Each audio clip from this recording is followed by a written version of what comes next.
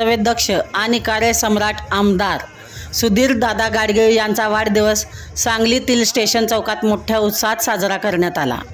यावेळी पालकमंत्री चंद्रकांत पाटील यांच्यासह भाजपचे अनेक नेते, पदाधिकारी आणि नागरिक मोठ्या संख्येने उपस्थित होते।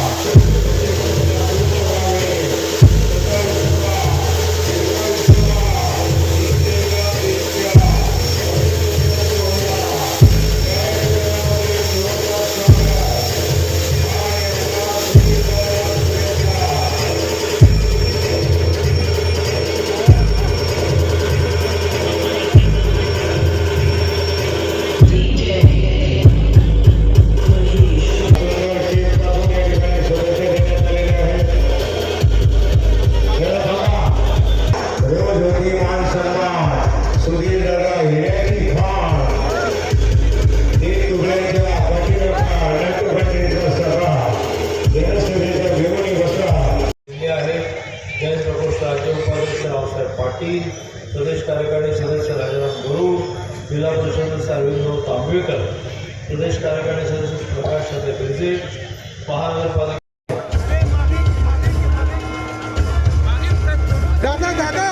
मी कधी वावा सोडणार नाही हा शब्द मी या भागाच्या निवडणुकीच्या आधीच्या शेवटच्या सभेत केलेला होता आणि तुम्ही मागच्या काही दिवसात तुम्हाला जाणवलं असेल तर तुम्ही शब्द केला। जो सगळ्या क्रांतिकारी माझे लाभले त्याला मी न्याय दिलेला आहे आणि जे काही त्यांचं राहिलेलं आहे त्याला पुढच्या काळात मी नक्कीच न्याय देईन हा मला विश्वास आहे। घेण्याची परवानगी मिळेल आणि मग काहीतरी मग मोफत दिलं जाईल ना, हे आपलं बरं आहे ते राहून त्यामुळे एखाद्या इलेक्ट्रॉनिक पॉलिटिक्स करायची परवानगी आहे, एखाद्या राजकारणाची निवृत्त करण्याची परवानगी नाही। साधारणतः असं समज असतो की निवडणुका जातात, निवडणुकाची खूप असणार आहे, संघटन मजबूत करायचं आहे, विकास कामासाठी मागे लागायचे आहे, पैसे आणायचे आहे, भ्रष्टाचारावर लोकांना होणार ते दादा करणार आहे। साताराच्या सैनिक स्कूलमध्ये शिकल्यामुळे त्यांची तब्येती पक्की आहे। गेली महिनाभर थोडी भीती त्यांनाही वाटत होती, आम्हाला सगळ्यांना वाटत होती, रेव्हेन्यू चौकशी करायची, रविकांत चौकशी करायची, पण आपल्या सगळ्यांच्या आशीर्वादामुळे त्या सगळ्या टेस्टमधून ते बाहेर पडलेले आहेत। त्यामुळे खूप त्यांना आयुष्य मिळणार आहे आणि आज तर किती शुभेच्छा, सगळ्या शुभेच्छा थोडा आरामात 100 क्रॉस करू हे काही त्यावेळी 100वा वाढदिवस त्यांना साजरा करण्याची संधी आपल्याला मिळाली। आपण सगळे त्याला उपस्थित राहावे। तर दादा 100 क्रॉस करायला 26 जायला लागेल, माझा 68 आहे, म्हणजे मग मला 70 लागेल तर मला पण 26 वर्ष लागेल, तर त्यांना 100 वर्ष पूर्ण व्हावी असं मला माझाही वाटतं की तुम्ही पण त्या कार्यक्रमाला असणार आहे। जे 26 वर्ष 74 6 80 आणि 26 वर्ष मलाही मिळायला मिळणार, त्यामुळे खूप शुभेच्छा देतो।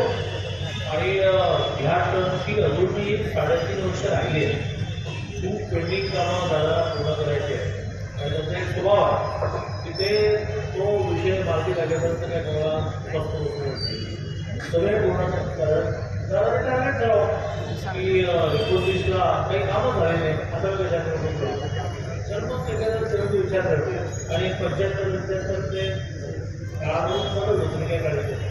त्यामुळे वाढदिवसाच्या खूप शुभेच्छा देतो।